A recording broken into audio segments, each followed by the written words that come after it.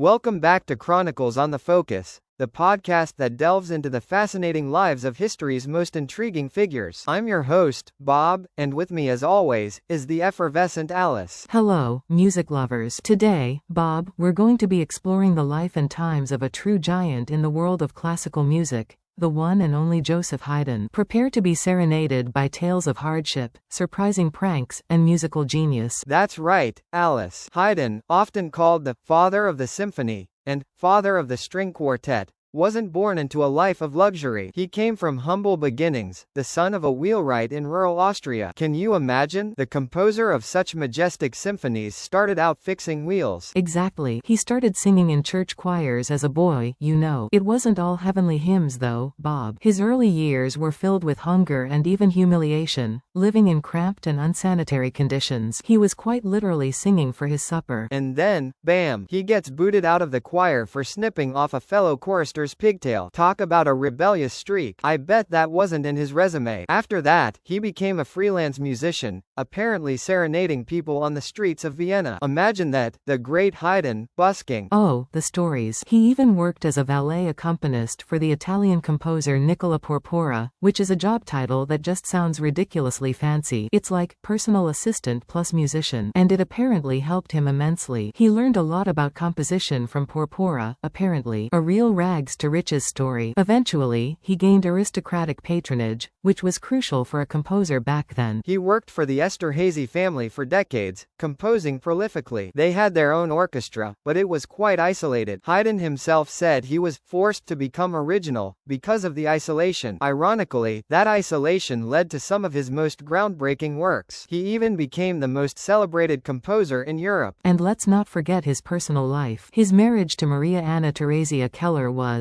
shall we say, less than idyllic. They had no children and both had extramarital affairs. Talk about a complicated relationship. It seems the man who wrote such beautifully structured music had a less than structured personal life. Haydn's impact is immeasurable, Alice. He was a friend and mentor to Mozart, and a teacher to Beethoven. Can you even imagine the musical conversations they must have had? It's mind-boggling to think about the legacy he left behind. From humble beginnings to becoming one of history's most celebrated composers, Haydn's life is truly inspiring. And remember folks, never underestimate the power of a well-placed pigtail snip. Indeed, Bob. So next time you listen to one of Haydn's magnificent symphonies, remember the struggling young musician who, through sheer talent and perseverance, changed the course of music history.